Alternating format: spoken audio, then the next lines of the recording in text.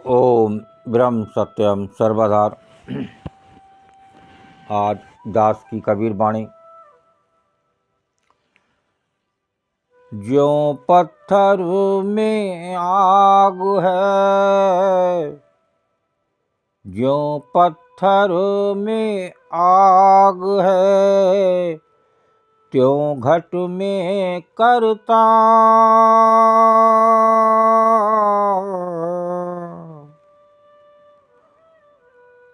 जो चाहो दीदार को, जो चाहो दीदार को, चकमक हो के जार कबीरा, चकमक हो के जार। ज्यों पत्थर में आग है, त्यों घट में करतार। जो चाहो दीदार को, चकमक हो के जा। यहाँ परमात्मा हमारे कहाँ हैं? वो करतार, वो प्रभु के बारे में ये वाणी ज्ञान दे रही है। अब बता रहे हैं संत कबीरदास जी कि जैसे पत्थर में आग होती है, जब पत्थर से टकराया जाए, या कभी कभी पहाड़, आपने सुने होंगे कि कोई पहाड़ का हिस्सा नीचे गिरा, अब वो पहाड़ से टकराया तो आसपास के पेड़ जल जाते हैं, वो उनमें से अग्नि निकलती है। तो यहाँ ऐसे समझें कबीरदास जी की वाणी कि ज्यों पत्थर में आग है, त्यों घट में करतार। इसी प्रकार वो करतार की रोशनी, वो करतार हमारे रोम रोम में रमे हुए हैं और उन्हीं की शक्ति से ये शरीर चल रहा है। हम समझते हैं कि ये हमारी देह है, चलाने वाले हम हैं, जबकि हर शास्त्र बताता है कि मैं जीव हूँ, ईश्वर अंश जीव अविनाशी।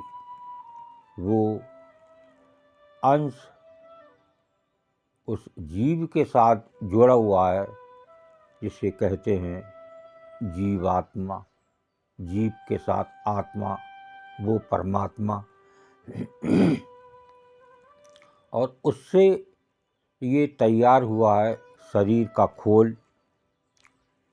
ये एक इंस्ट्रूमेंट समझें, एक मशीन समझें, जो जीव चला रहा है और चलाने वाला है वो प्रभु। तो ज्यों पत्थर में आग है, त्यों घट में करतार।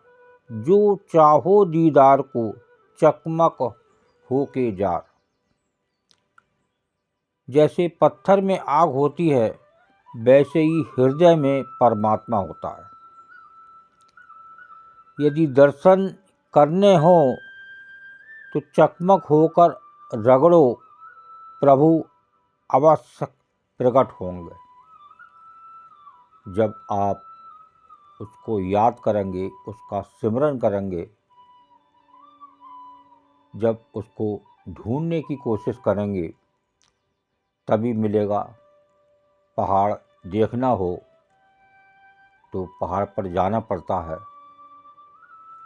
उसके लिए प्रयास करना पड़ता है, प्रोग्राम बनाना पड़ता है, तब पहाड़ मिलता है। तो उस प्रभु के लिए भी हमें वो उसका नाम जपना है, जिस प्रकार से शास्त्र बताते हैं। जैसे गुरुदेव ने मंत्र दिया है, ओम ब्रह्म सत्यम निरंकार अजन्मा अद्वैत प्रखा सर्वव्यापक कल्याण मूर्त परमेश्वराय नमस्तम।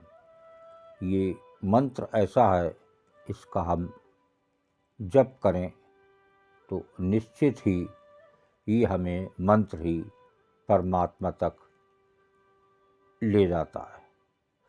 तो एक प्रयास करना होता है, तभी हमें प्रभु मिलते हैं। और इसीलिए ये मानव देह मिली है कि हम इसका प्रयोग सिर्फ उस प्रभु को पाने में करें, प्रभु को खोजने में करें, क्योंकि वाणी संदेश दे रही है उस मानव के लिए। कहाँ से आया कहाँ नर जाए,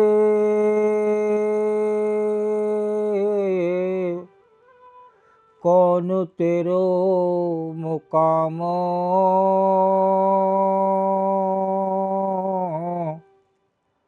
मंगत खोज विचारना, मानुष जन्म का काम। अगर आप उस प्रभु को खोजे बिना इस संसार से विदा हो जाते हैं तो आपका इस संसार में आना व्यर्थ। जन्म आपका जो अमूलक जन्म था, जो कीमती जन्म था, 84 लाख योनियों में जो फर्स्ट नंबर था, वो आपने खो दिया। अब पता नहीं कब वो चोला आपको हाथ लगे, कोई गारंटी नहीं। उस प्रभु को ना भूलें, उस प्रभु की याद करें। वही मालिक उस पूरे संसार को चलाने वाला है। अगर उसकी याद करे बिना आपने शरीर छोड़ा तो आना इस संसार में व्यर्थ ही है। ओम ब्रह्म सत्यम सर्वदा।